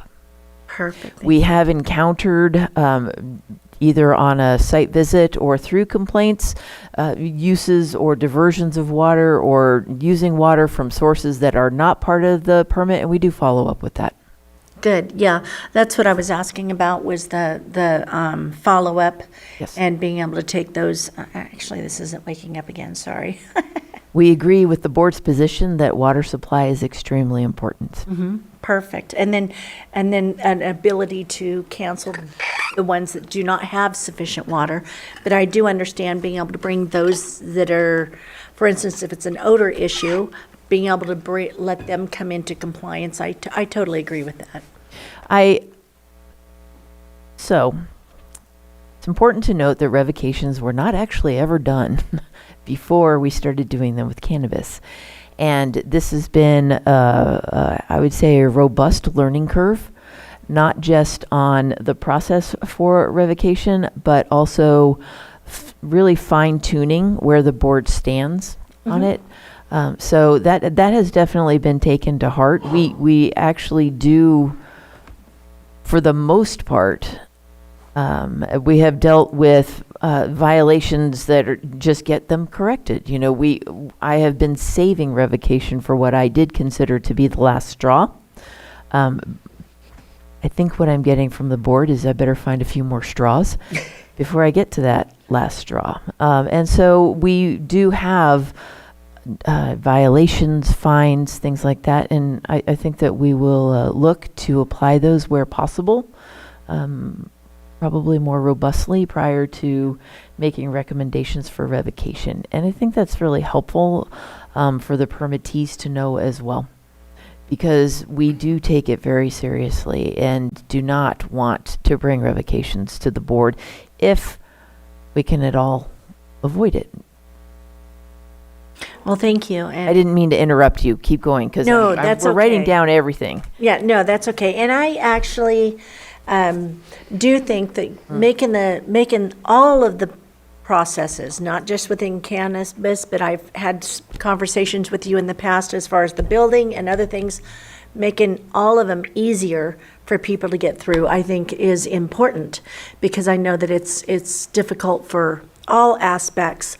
I do need to defend our planner, Miss Monica, though. I no way I believe that she is, that there's a conflict on that. So I think that was rich.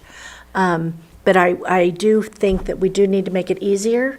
I just think that we need to tighten up some of the odor, the water, some of the issues, the setbacks, expanding those. So it does seem to be like there are lots of moving parts on any given day as well. There are either state updates, the laws change, we become more informed on best practices. I think the best practices themselves in the cannabis industry are changing and updating every day as well. One of the things I'd like to make sure we bring to the attention of the board is that rolling up the sides of greenhouses is actually a standard practice in cultivation, and it's not something we had really thought about. We had thought about greenhouses as being static walls with a filtration system inside.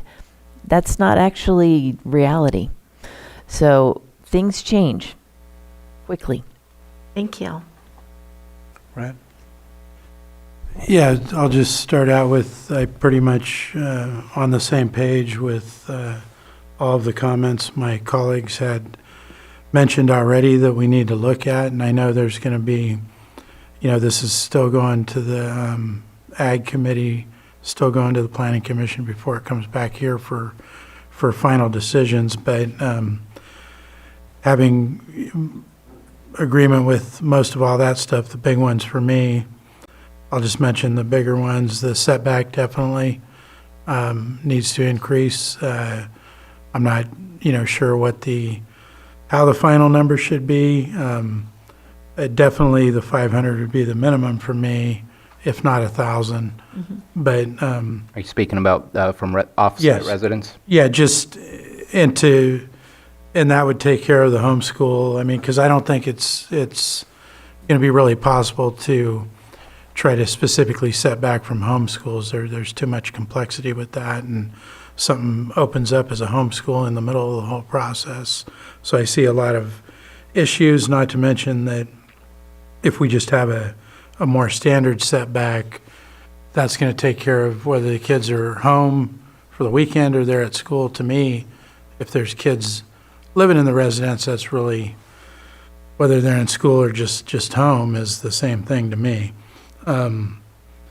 The water is another big one. I definitely want to make sure we're doing these hydrology studies. The water's always coming up as a critical point, and we need to take care of that. So, and then the odor impacts, I mean, I get more complaints about that than a lot of other things. So I definitely want to make sure that we can figure out a balance to where, you know, these operations can happen while also allowing the folks in the general area not to have to, you know, suffer those smells every day. Let's see.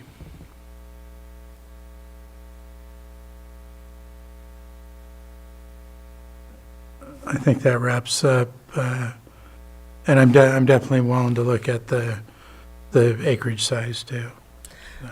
Can I just add scenic corridor Yes. as important? Thank you. I know I mentioned it earlier. All right, you finished? Yeah. All right.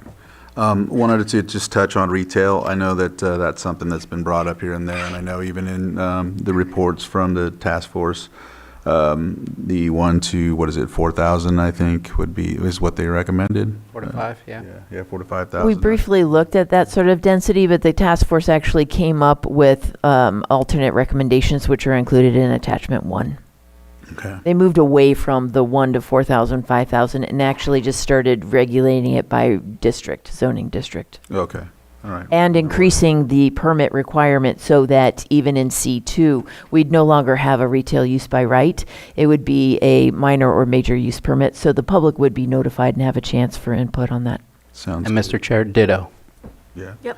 All right, thank you. Yeah, because I just know that there, in my district, I have a couple that have come before the board and whatnot when it comes to changing zones and things of that nature, and then people having the by right, you know, opportunity. And so I just want to make sure there's not 20 in one town or whatever the case may be, which, you know, would go haywire if that took place. So just glad to see that that was where it was, and thank you for redirecting me to the new recommendation.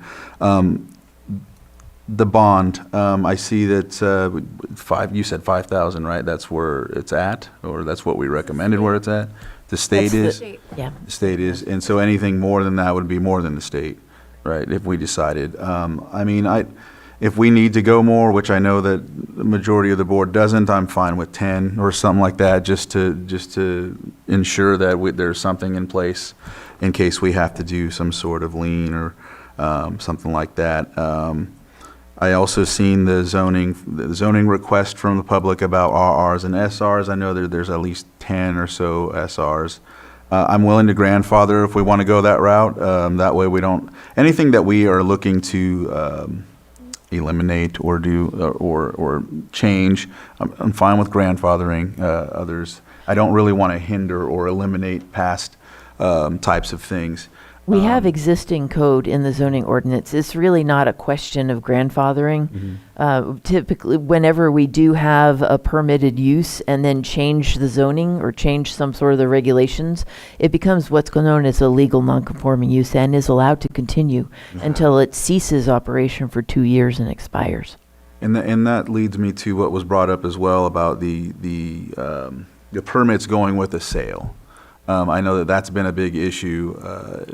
I've been getting calls not just to buy the public input today, but others where they've sent me like emails with someone trying to sell their property that has a permit with it in excessive amounts and whatnot, and then coming in and assuming that they can do specific things. Use permits follow the land by law. When there is a change of ownership, it most often is, we just write a note in the file, but specific for cannabis because we have background check requirements. When there is a change of ownership, we get the updated background checks to make sure that the new owner is qualified to operate, and then transfer the use permit actually continues with the land. All right, and so they're informed about what they can do from that point forward, even though they might have bought it. We do under offer them the opportunity to have an hour-long meeting with staff to go over the existing conditions of approval and all of the guidelines for that particular use permit. All right, and then conditions of use, are we including that in our annual checks? Is that one of the Yes. things that we're ensuring that takes place? Yes. We do refer to their site plan, their conditions of approval before we go out for our annual compliance monitoring site visits. Okay. Well, I mean, those are the things that I had written We also down. refer, sorry to interrupt, we also refer to those conditions of approval frequently and anytime we get a complaint to make sure that the operation that the complaint is regarding is that these people, we can verify that they're operating within their conditions of approval. All right. Anything else from anyone? Supervisor Sabatier? Yeah, just one thing that I forgot, and it's a complicated one, and I think it may be solved if we reduce the maximum canopy. And I'm going to go back to sours because that was one of the larger ones that we discussed. But what I saw was the purchase of all the surrounding land where you would never be able to farm, just so you can say, I have 1,000 acres, divide that by 20, now I can have this many acres of canopy, and I'm going to put it in the only place that's possible to farm, which is where everything else is concentrated, your neighbors and all the other things. And so, in my opinion, if you can't do ag on a piece of land, you can't just add 500 acres or 200 acres. We have a lot of open space, and I just am feeling like we're being taken advantage of through a loophole of I'm going to own acreage that's never going to be used for ag, but it's going to count in my total amount of what I can do in my canopy. And so if we reduce the total canopy to 20 acres or whatever, I think that will be resolved. But I just feel like what I was seeing and what I have seen on the much larger grows is an attempt to accumulate as much land just so you can concentrate it on the one area that historically has been the only area that you have seen farming actually occur. And since it's 20-1, they look to accumulate everything they can to maximize that piece of land. So I just felt like that was a bit of a loophole. Granted, they have to spend the money for it, but it also concentrates a whole lot in an area which is very accessible to everyone else, hence having a nuisance to the neighborhood. I don't know if that's something we can deal with outside of reducing the potential maximum canopy, but it's just something that I've seen and I need to express that I feel that's taking advantage of our situation. Go ahead. Well, I think if we have a maximum acreage, we're not going to have the situation like we had at Sours, but, I'm hesitant to put a lot more restrictions on people that are buying land to do what they want with that land. There is benefit to, we have seen in permits benefits to clustering the land. People have purchased additional acreage so that they could cluster the grow where it would most easily and best support the actual cultivation activities. But a maximum acreage of canopy would then also cap that additional purchase of land that is not intended to be used directly for cultivation. And I'm not looking to decrease any lower. At least, I mean, people have 1 acre, people have 5 acres. The larger type, is that type 5? Type 5 is actually only an administrative license. It does not allow people to grow any more No, than... but still, type 5 makes your life easier because it's one license rather than 50 or 60 licenses for people that have large amounts of acres. Yeah. I want to make your life easier, their life easier, because we shouldn't have to track so many different things. I've gone through it when we have large grows and the amount of permits that come along with it. It is a bureaucratic nightmare to track all those things, and I'd love to make sure to save you some time and some headaches by allowing for the type 5s, whatever our restrictions might be. That way, if you're over 1 acre, you can get a type 5 rather than multiple of the others. Thank you. All right. If I could just seek clarity on a couple points. Yes. I'm not seeing strong board support to change the notice of applicability deadline or date. This is it was sort of the barrier that the board put in to sort of kind of The water board expiration date? Water board expiration notice of applicability date, it kind of put a cap on the number of total applications we would see, and so that the application load wouldn't overwhelm staff. I'm not seeing any strong desire to change that, but I wanted to just sort of double check, because we don't really consider 30 to be an overwhelming amount of applications. We have great staff capacity that has built up over time. We could accommodate new applications should the board be amenable to that. Go ahead. Well, we've got the ordinance to write, and we've got 30 applications outstanding. So I think focus on those two things, but with the rewrite, I'm open to suggestions on what that looks like going forward. Yeah, I kind of ditto that. I'd like to see the ordinance done. As a matter of fact, I've asked for a pause until it was done, so that we were all on the same stage, or same, table, as far as what the new ordinance is going to be for the application. So I would say bringing that back up later might be an idea, but not until after the ordinance is complete. That makes good sense. Those are changes that can be done easily once the board has time to consider the ordinance. There's one more thing. I am on board with not having the applications only last 10 years.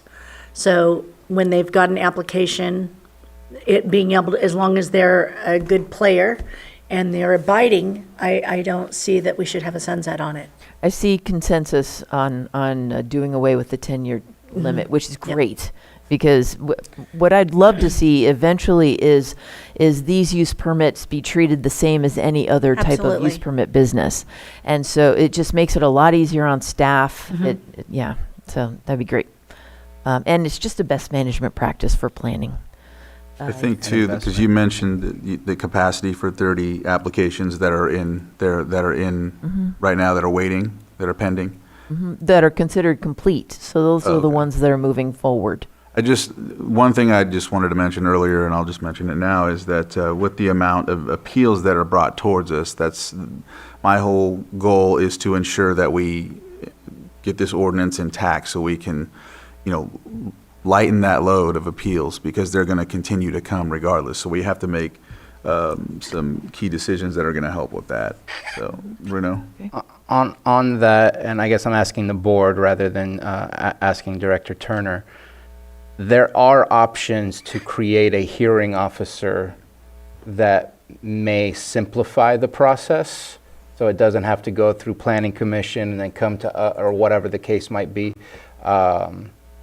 Just putting it out there as a potential option, because there's quite a workload that goes along with bringing it to the Board of Supervisors versus going through a public hearing officer.